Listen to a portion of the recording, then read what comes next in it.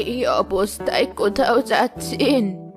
হ্যাঁ হাসুবুড়ি, আমি রাজামশাইয়ের সাথে এক দরবেশের সাথে দেখা করতে যাচ্ছি। সাবধানে যাবেন।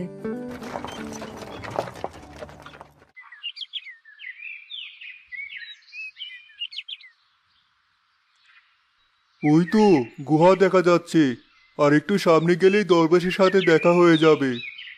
ঠিক আছে, চলুন তাহলে যাওয়া যাক।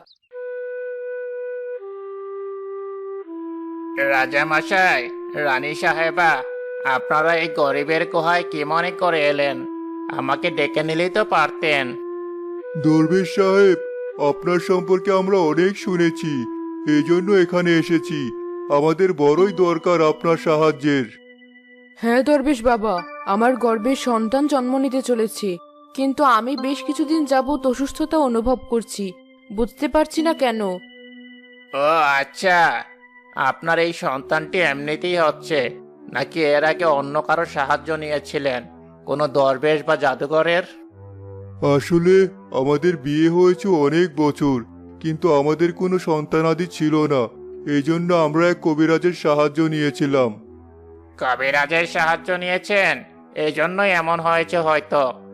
কবিরাজ তারা তো এমনিতেও ভালো তেমন কাজ করতে পারে না, আর এই সন্তান আপনার জন্য মোটেও মঙ্গলজনক নয়। কি বলছেন আপনি? সন্তান আবার অমঙ্গলজনক হয় কি করে? আমি এতদিন ধরে গর্ভে আমার সন্তানকে লালন করছি। আপনি সত্যি বলছেন? আমরা কিছুই বুঝতে পারছি না, এসব কি করে সম্ভব হতে পারে?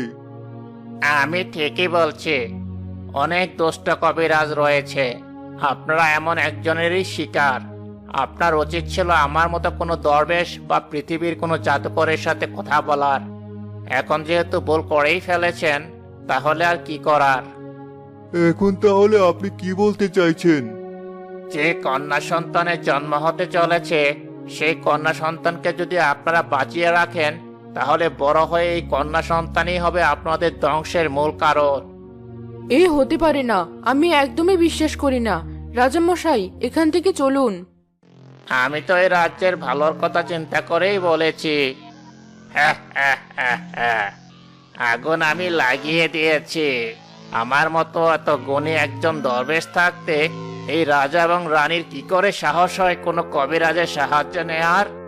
এখন আমি এদের মজা দেখাবো।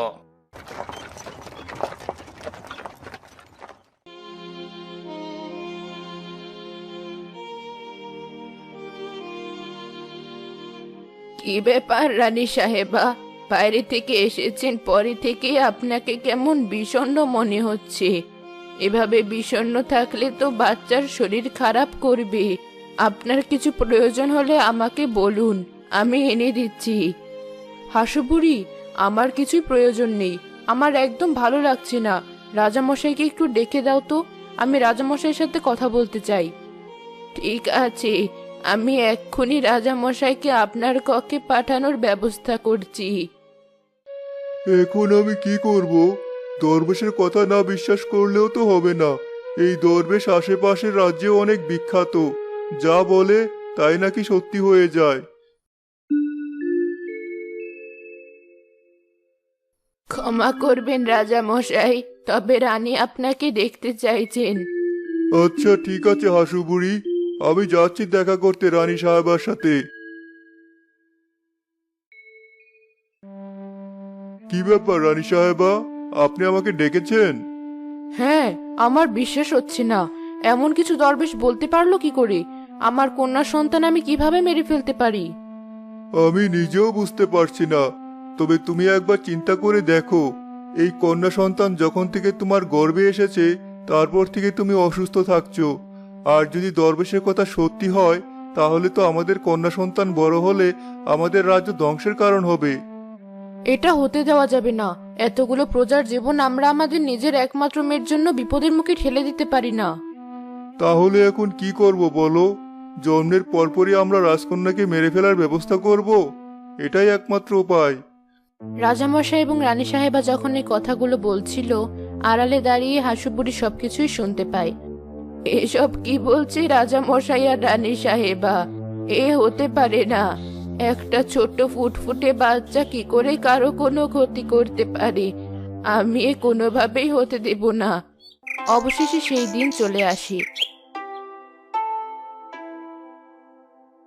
রানী সাহেবা, আপনার ফুটফুটে কন্যা সন্তান হয়েছে। এই দেখুন, রাজকন্যা দেখতে কত সুন্দর হয়েছে। রাজকন্যাকে আমার সামনে থেকে সরাও, ওর চেহারা দেখলে আমি মায়ায় পড়ে যাব। রাজামশাইয়ের কাছে নিয়ে যাও, যা বলার উনি বলবেন। ঠিক আছে রানী সাহেবা, আপনি যা বলবেন। রানী সাহেবা বলেছেন রাজকন্যাকে আপনার কাছে নিয়ে আসতে। দেখুন কি ফুটফুটে রাজকন্যা হয়েছে আমাদের। ঠিক আছে, তুমি এই রাজকন্যাকে আমার কাছে দিয়ে দাও। আমি ওকে সিপাহীদের দিয়ে দূরে পাঠিয়ে দেওয়ার ব্যবস্থা করছি। আমি নিজে তো আর রাজকন্যাকে হত্যা করতে পারবো না, সিপাহীরা এই কাজে সাহায্য করবে। এত সুন্দর ফুটফুটে বাচ্চাকে আমি কিছুতেই মারতে দেব না। কি হয় ভবিষ্যতে দেখা যাবে, কিন্তু এত ফুটফুটে একটা বাচ্চা কারো ক্ষতি করতে পারে এটা আমি বিশ্বাস করি না। এখানে চুপচাপ দাঁড়িয়ে আছো কেন? জলদি বাচ্চাটাকে আমার হাতে দাও, আমার কাছে বেশি সময় নেই। না হলে আমি এই বাচ্চার চেহারা দেখে আমার মন পরিবর্তন করে ফেলবো আর প্রজাদের বিনাশ ডেকে আনবো। রাজামশাই, আপনাকে চিন্তা করতে হবে না। আমি রাজকন্যাকে নিয়ে চলে যাচ্ছি এবং তাকে হত্যা করার ব্যবস্থা করছি। আপনি একদম চিন্তা করবেন না। তুমি সত্যি বলছো? আমি খুশি হলাম। এই নাও স্বর্ণমুদ্রা, তুমি আর এই মহলে এসো না। তোমাকে দেখলে আমার রাজকন্যার কথা মনে হবে। তোমার মতো একজন লোককে আমি সম্পূর্ণ বিশ্বাস করি। ওকে নিয়ে যাও আমার চোখের সামনে থেকে।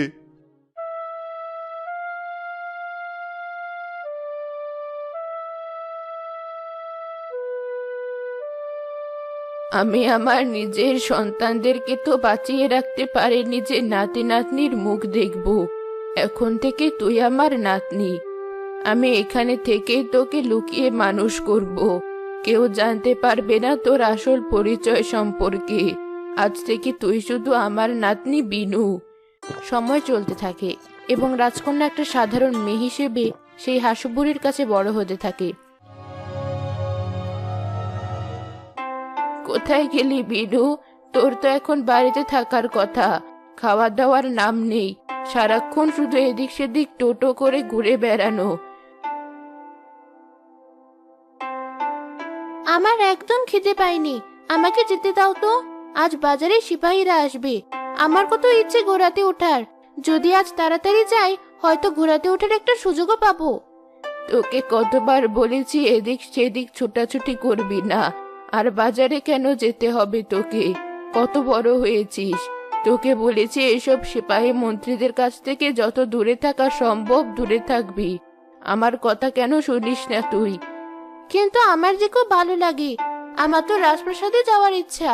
আমার আশেপাশে সকলেই রাজপ্রাসাদে গিয়েছে, কিন্তু তুমি আমাকে রাজমহলে কখনোই নিয়ে গেলে না। আবার আমি শুনেছি তুমি নাকি রাজমহলে কাজও করতে।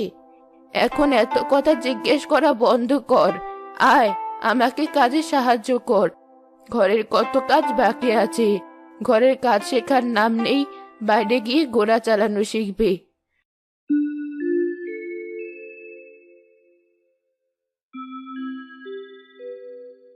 হাসু আর বিনু একসাথে কাজ করতে থাকে, কিন্তু কাজের এক ফাঁকে বিনু ঠিকই পালিয়ে ঘোড়া দেখার জন্য বাজারে চলে যায়।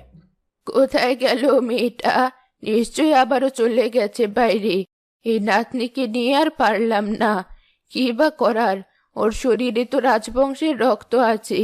এজন্যই হয়তো রাজপরিবার এবং সিপাহী মন্ত্রীদের থেকে দূরে রাখতে পারি না। আমি কি ওকে সত্যিটা খুলে বলবো? না, এখনো সময় আসেনি।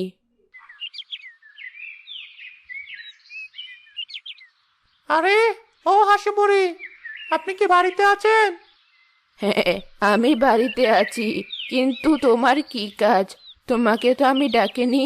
রাজা মশাই পাঠিয়েছেন। রাজা মশাই আপনাকে দেখতে চেয়েছেন, তার বড্ড অসুখ হয়েছে। তা আমাকে কেন দেখতে চেয়েছেন? অসুখ হয়েছে কোনো কবিরাজ দেখালেই তো হয়। না, উনি আপনাকেই দেখতে চেয়েছেন। কবিরাজ বলেছেন তার এই অসুখের আর কোনো ওষুধ নেই। কোনো রাজবংশের রক্তই পারবে তাকে বাঁচাতে। আমাদের রাজবংশের তো এখন আর কেউ বেঁচে নেই। রানী সাহেবা অনেক আগেই মৃত্যুবরণ করেছেন। হ্যাঁ, সেটাই তো। এই জন্যই আপনাকে ডেকেছেন। আপনি তো অনেক আগে তাদের সাথে কাজ করতেন। হয়তো কিছু বলার আছে। আজকের মধ্যেই চলে যাবেন। রাজামশাইয়ের হাতে হয়তো আর বেশি সময় বাকি নেই। এ কেমন দিন এলো! এখন আমি কি করব? রাজা মশাইকে বাঁচাতে পারবে একমাত্র আমার বিনু। কিন্তু তাহলে তো সবাই সত্যিটা জেনে যাবে। আর রাজা মশাই যদি আবারও বিনুকে মারার চেষ্টা করে। কি হলো? তুমি এভাবে চিন্তা করছো কেন? আর আমি মাত্র দেখলাম আমাদের বাড়ি থেকে সিপাহী বেরিয়ে যাচ্ছে। সিপাহীরা কি তোমার সাথে দেখা করতে এসেছিল? আর একটু থাকলেই হতো, আমিও কথা বলতে পারতাম। আমার তোকে কিছু বলার ছিল। অনেক দিন হয়েছেই তোকে বলবো বলবো ভেবে আর বলা হয়নি। এখন যথেষ্ট বড় হয়েছিস। কি বলতে চাও? হাসুবুড়ি বিনুকে তার জন্মের সম্পর্কে এবং রাজার অসুস্থতা সম্পর্কে সবকিছু খুলে বলে। আমার তো বিশ্বাসই হচ্ছে না। এখন তুই বল, তুই কি চাস? আমি তোর আসল পরিচয়টা রাজামশাইকে বলি। রাজামশাইকে তুই তো নিজের রক্ত দিয়ে সাহায্য করতে পারবি। যদি তুই না করিস তাহলে আমি জোর করব না। আমি কেন না করব? রাজামশাই আমার বাবা। এই রাজ্যের কথা চিন্তা করেই তো আমাকে হত্যা করার আদেশ দিয়েছিলেন। আমি বুঝতে পেরেছি। আমাকে নিয়ে চলো। আমি আমার শেষ বিন্দু রক্ত দিয়ে হলেও বাবাকে বাঁচিয়ে তুলবো। তুমি তো আমাকে এভাবেই বড় করেছো, যেন আমি কখনো বিপদে পড়া কাউকে দেখে সাহায্য না করে যেন পালিয়ে না যাই।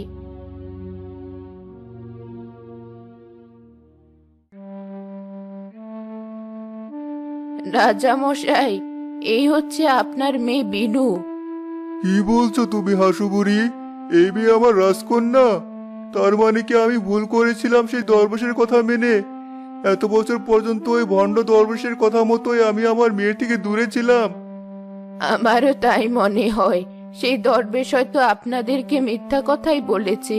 এত বছর ধরে তো আমাদের রাজকন্যা বিনু জীবিত ছিল, কিন্তু রাজ্যের কোনো ক্ষতি তো হয়নি। বিনু, আমাকে ক্ষমা করে দে মা। আমি না বুঝে ভুল করে ফেলেছি তোর সাথে। এতে ক্ষমা চাওয়ার কি আছে? আপনি যা করেছেন রাজ্যের ভালোর জন্যই করেছেন। এখন তাহলে রাজামশাইয়ের চিকিৎসা শুরু করা যাক। রাজবংশের রক্ত যখন পাওয়া গেছে অবশেষে।